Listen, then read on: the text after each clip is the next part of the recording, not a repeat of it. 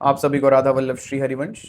आज के इस सत्र में हम वृंदावन रसोपासना क्या है, श्री श्री जी के चरणों की उपासना क्या है, क्यों श्री जी की रसोपासना सबसे सर्वोपरि मानी गई है, और श्री जी के प्रति हमारी जो जो भी इस मार्ग में, जो भी इस रसोपासना को धारण करके उस सहचरी भाव में स्थित होके श्यामा शाम की नित्य सेवा में जाना चाहते हैं, उनको उनकी निष्ठा श्री जी के चरणों में कैसी होती है और कैसी होनी चाहिए, इन सब विषयों पे संक्षेप में चर्चा करने की कोशिश करेंगे। तो गुरुवाणी को अवलंब बना के आज की चर्चा शुरू करते हैं।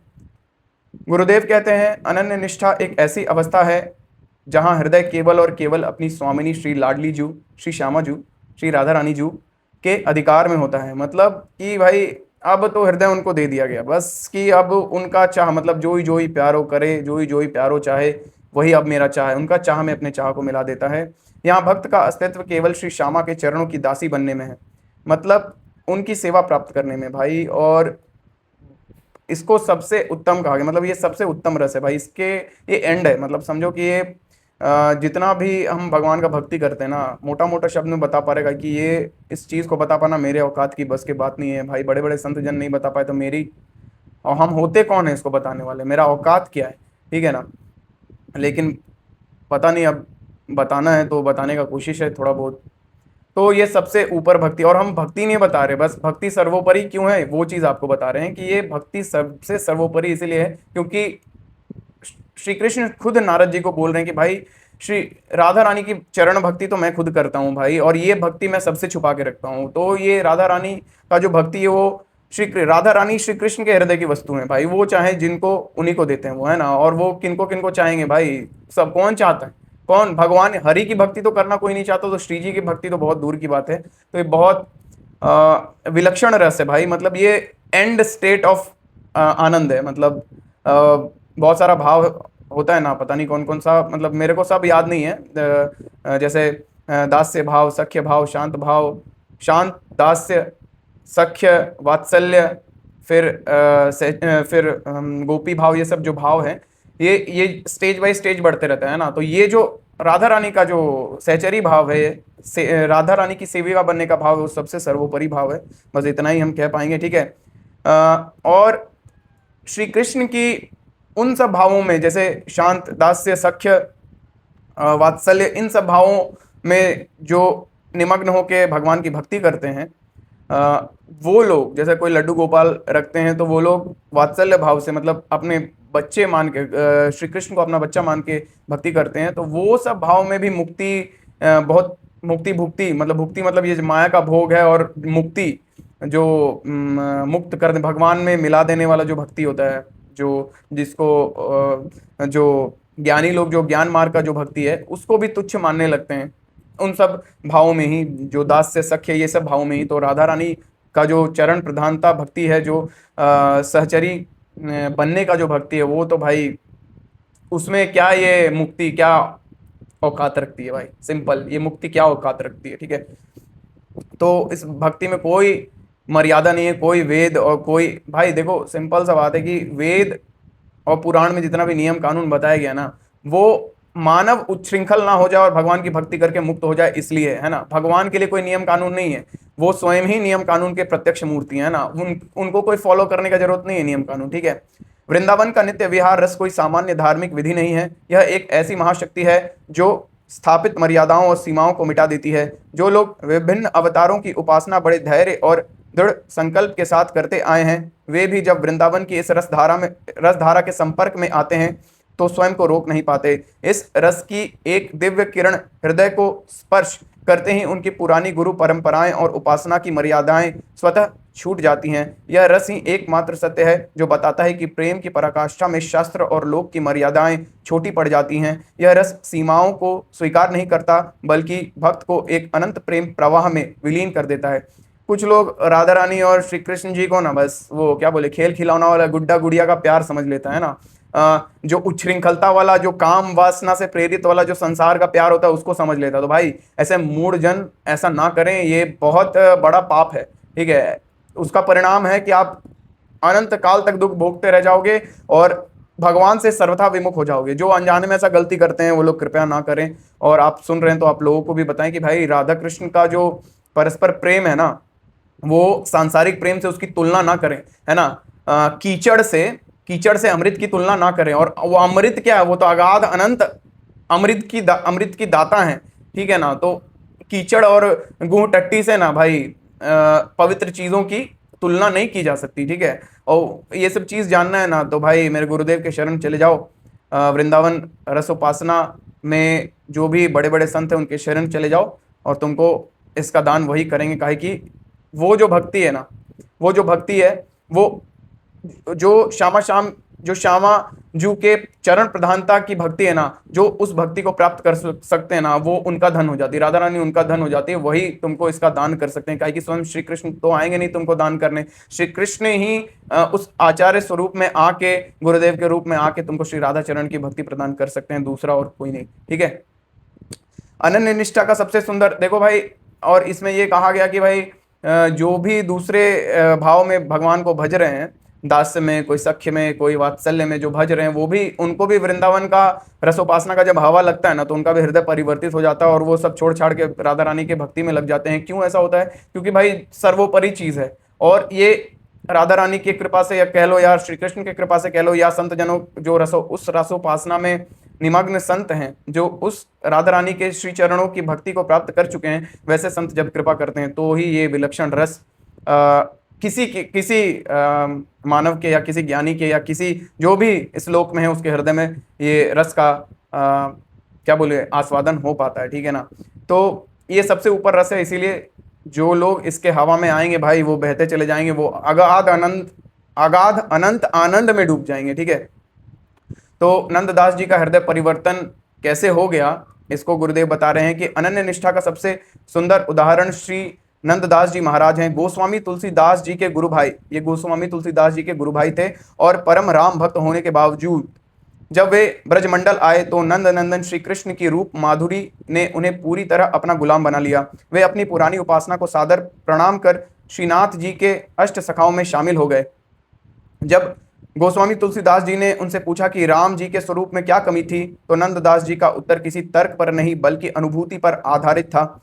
यह किसी को कम या ज्यादा आंकने की बात नहीं है, बल्कि चित्त के वश में न होने की बात है। उन्होंने स्पष्ट किया कि भगवान की उस बंक कटाक्ष मतलब तिरछी चितवन और बंशी के नाद ने उनके हृदय को बरबस खींच लिया है।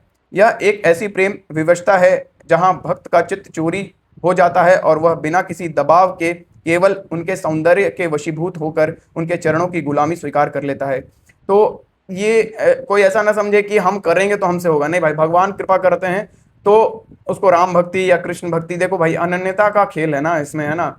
समर्पण कहीं एक ही जगह हो सकता है, ऐसा गुरुदेव बताते हैं। मेरे बुद्धि से तो हम जितना गुरुदेव के मुंह से सुन पाए वही आपके सामने बता देते हैं, मेरी कोई औकात नहीं।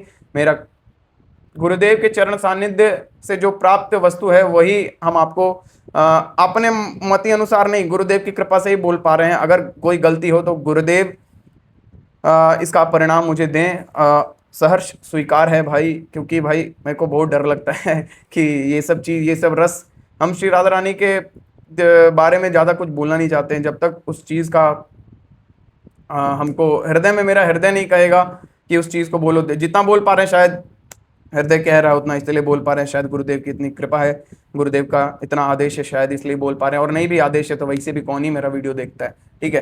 तो मतलब गुरुदेव का आदेश होगा तो ही बोल पा रहे हैं। और अगर मतलब अगर गुरुदेव का आदेश नहीं है और मेरे को इसका परिणाम, मेरे को इसका गुरुदेव क्या बोले उसको पनिशमेंट भी देंगे तो भाई दे दें, क्योंकि ज़्यादा लोग तो देखते नहीं है तो पनिशमेंट ज़्यादा नहीं मिलेगा, ठीक है। तो इस भाव से हम आपको बोले, मेरे को भाई, मेरे को ये चीज़ में अभी, चलो कोई बात नहीं, आगे बढ़ते हैं। तो किसका हृदय किस पे किस भाव में निमग्न होगा, ये तो हमको लगता है कि भाई गुरुदेव और भगवान ही इसका क्या बोलते हैं संचालन करते हैं। कोई ये अपने से करने वाला नहीं। तो अपने से तो हम लोग क्या करते हैं, लड्डू गोपाल को देखा देखी में ले आते हैं, और लड्डू गोपाल पड़े हैं, धूल खा रहे हैं, और हम यहाँ अपना मस्त आराम से लहसुन प्याज चिकन मटन सब दबा रहे हैं। तो भाई ऐसा नाटक नहीं करो, है ना।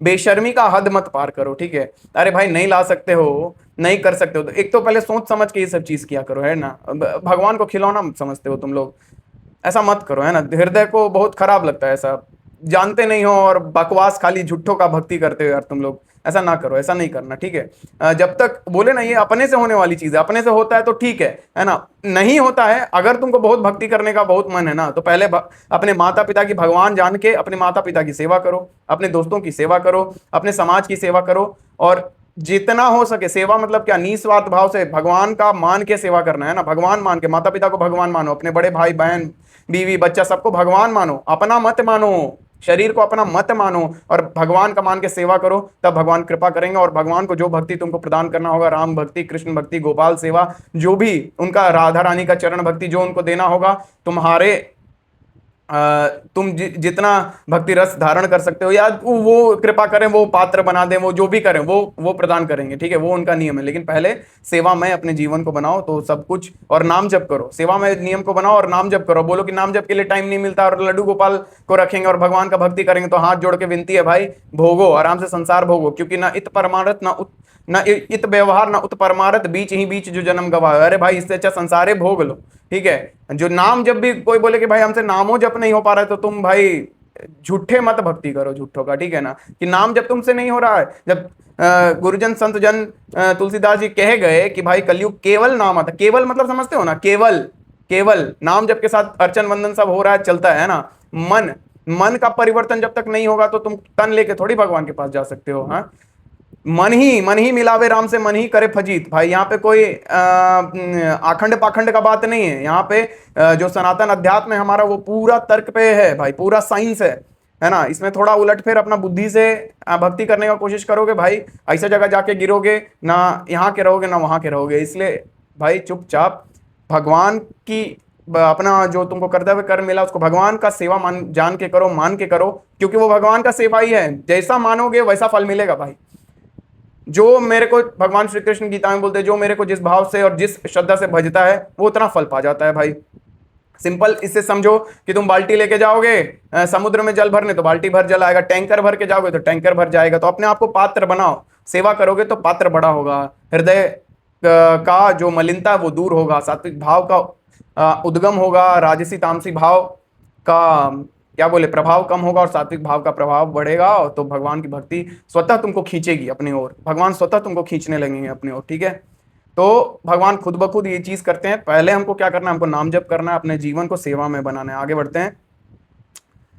हम क्या करते हैं, घर में रखे जो अनमोल रतन है उसको छोड़कर बाहर भटक रहे हैं आनंद पाने के लिए, कि हमको शरीर से आनंद मिल जाए, हमको घर बना के आनंद मिल जाए, हमको बीवी पाके बच्चा पाके आनंद मिल जाए। अरे नहीं मिलेगा भाई, है नहीं ना, क्योंकि संसार में आनंद है नहीं भाई। कौन ऐसा अंबानी से बैठ के हम अगर अकेले में पूछे भाई सुखी हो, सच सच बताओ भाई सुखी हो, डर नहीं लगता है, तो बोलेगा नहीं भाई हमको डर लगता है। मृत्यु से सबको डर लगता है ना, इतना तो पता है ना भाई। इतना अगर अरज लोगे, मान लो किसी के पास 10 रुपया गिर जाएगा, अरे भाई 10 रुपया था गिर गया गिर गया। किसी के पास 500 करोड़ है, सब नष्ट हो जाए एक बार में, तो उसको डर नहीं लगेगा। सोचो अंबानी को कितना डर लगता होगा। मरना तो उसको भी है भाई, ठीक है। आगे बढ़ते हैं। जब हमारे पास और अगर मरने से डर ना लगे ना, तो भगवान का भजन कोई ना करे।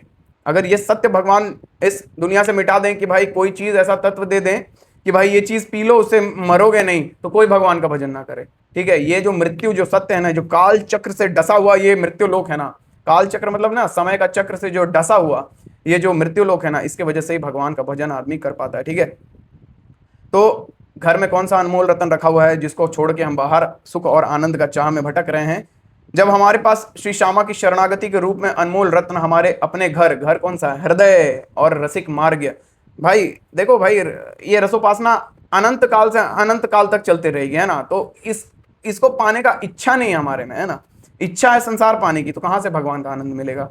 तो जब हमारे पास श्री श्यामा की शरणागति के रूप में अनमोल रत्न हमारे अपने घर मतलब हृदय और रसिक मार्ग में सुरक्षित है, तो हम बाहर दर दर क्यों भटक रहे हैं। जिस मन और बुद्धि के सहारे हम शांति खोज रहे हैं, आनंद खोज रहे हैं, उसी मन बुद्धि ने हमें अनंत जन्मों से केवल भटकाया है और कष्ट दिया है।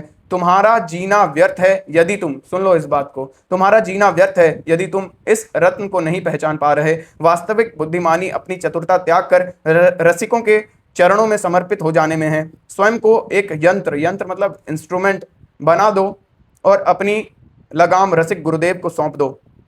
क्योंकि मन के भरोसे तो हम युगों से केवल भटकते ही आ रहे हैं। ठीक है, वृंदावन का यह नित्य विहार रस ब्रह्मांड में अन्यत्र कहीं सुलभ नहीं है। देखो भाई, मानव जीवन मिल गया, भगवत भूमि मिल गई, वृंदावन रसोपासना के बारे में तुम इस वीडियो से सुनो या कहीं से सुन लो, महाराज जी के मुंह से सुन लो या कहीं से भी सुन लो, वो मार्ग भी मिल गया और चले नहीं, तो भाई तुमसे बड़ा दुर्भाग्यशाली व्यक्ति और कोई हो नहीं सकता। वृंदावन का यह नित्य विहार रस ब्रह्मांड में अन्यत्र कहीं सुलभ नहीं है। इसे प्राप्त करने का एकमात्र द्वार रसिकों का संग है। हम आपको बताए हैं कि रसिक जन, रसिक क्यों कहा गया? क्योंकि वो रस उपासना है। वृंदावन रस उपासना, श्री राधा रानी उस प्रेम रस की मूर्ति है। ठीक है, तो उनका जो उपासना करता है, जो श्री राधा रानी का जो उपासना करता है, उसको रसिक कहते हैं। श्री कृष्ण को क्या कहा जाता है? रसिक प्रीतम। तो वो भी श्री राधा रानी के चरण का उपासना करते हैं, इसलिए उनको रसिक प्रीतम, या जो भक्त जन, जो संत जन श्री राधा रानी के चरण की उपासना करते हैं, सहचरी भाव की उपासना करते हैं, उनको रसिक संत या रसिक जन कहा जाता है। ठीक है, तो रसिकों की संगति हमारे भीतर वृंदावन की रज के प्रति वह अनुराग जगाती है जिसके बिना यह रस प्राप्त होना असंभव है। मतलब वृंदावन रज का तुम रज के प्रति जब तुम में अनुराग और प्रीति नहीं बढ़ेगी, तब तक इस रस का आस्वादन करना तुम्हारे लिए असंभव है। और इस रस के दाता कौन है? रसिक जन। ठीक है, क्योंकि साक्षात श्री कृष्ण तुमको बताने नहीं आएंगे, पहले भी बोल चुके। बिना वृंदावन की रज का सेवन किए यह नित्य विहार, रज मतलब रजकण, जो बालू, जो मिट्टी है वृंदावन की, वो ठीक है, वहां पे अनंत साधु संत अपना आंसू से सींचे हैं उस धराधाम को। हाँ, श्री कृष्ण अपने आंसुओं से सींचे हैं उस धराधाम को। तो तुम समझ सकते हो, राधा रानी का चरण कमल पड़ा है उस धराधाम पे, तुम समझ सकते हो उसका कितना वैल्यू है। उसको जड़ वृंदावन ना समझे, अगर कोई जड़ वृंदावन समझता है तो भाई उसको उस रस का आस्वादन नहीं हो पाएगा। ठीक है, बिना वृंदावन की रज का सेवन किए यह नित्य विहार किसी अन्य धाम में प्राप्त नहीं हो सकता। देखो भाई, एक चीज हम आपको बता दें, जितना चीज हम आपको इस वीडियो में बोल गए ना, वो मेरा सामर्थ्य नहीं था। अब हमको ये चीज का हृदय में गुरुदेव ने ये चीज बता दिया कि भाई हम ही बोल रहे हैं, मेरे कारण ही तुम बोल रहे हो, इसलिए बोलो। ठीक है, तो बिना वृंदावन की रज का सेवन किए यह नित्य विहार किसी अन्य धाम में प्राप्त नहीं हो सकता। इस रस की वृंदावन धाम के बॉर्डर के अंदर ही आपको रस मिल सकता है ना। कहीं राधा नाम आपको सुनने को मिलेगा तो किसी वृंदावन के, अगर आप कहीं बाहर भी हो और आपको राधा नाम सुनने को मिल रहा है तो किसी वृंदावन के रसोपासक ने वो राधा नाम कहा है, तब आपको सुनने को मिल रहा है। ठीक है ना, तो वो राधा नाम रसिकों के मुख से ही निकलता है। ठीक है, यह नित्य विहार किसी अन्य धाम में प्राप्त नहीं हो सकता। इस रस की विलक्षणता का प्रमाण स्वयं जगन्नाथ जी देते हैं। ब्रजलीला की रस भरी बातें सुनकर स्वयं जगन्नाथ पुरी वाले ब्रजलीला की रस भरी बातें सुनकर भगवान जगन्नाथ का स्वरूप प्रेम विकृत हो जाता है। प्रेम विकृत हो जाता है, प्रेम में विकृत क्या क्या हो जाता है? उनकी आंखें फैल जाती हैं, हाथ पांव भाव के अतिरेक में सिमट जाते हैं, सिकुड़ जाते हैं। ठीक है, मतलब वो मूर्ति, जो प्रत्यक्ष मूर्ति है, वो सिकुड़ जाती है भाई जब वो वृंदावन के बारे में सुनते हैं। जब स्वयं साक्षात ईश्वर प्रेम की इस विवहलता से विकृत हो सकते हैं, तो सोचिए वह रस कितना गहरा होगा। यह केवल वृंदावन की कुंजों और लाडली जी की कृपा में ही निहित है। निष्कर्ष बताते हुए गुरुदेव बता रहे हैं कि मानव जीवन की वास्तविक सफलता रसिक गुरुदेव, रसिक हम आपको बता दिए रसिक कौन होते हैं, रसिक गुरुदेव के चरणों में अपनी मन बुद्धि को समर्पित कर देने में है। जब हम स्वयं को अहंकार मुक्त कर एक यंत्र की भांति उनके अधीन कर देते हैं, मतलब रसिक संतों के अधीन कर देते हैं, रसिक गुरुदेव के अधीन कर देते हैं, तब वह नित्य विहार का अद्भुत रस हमारे हृदय में प्रवाहित होने लगता है।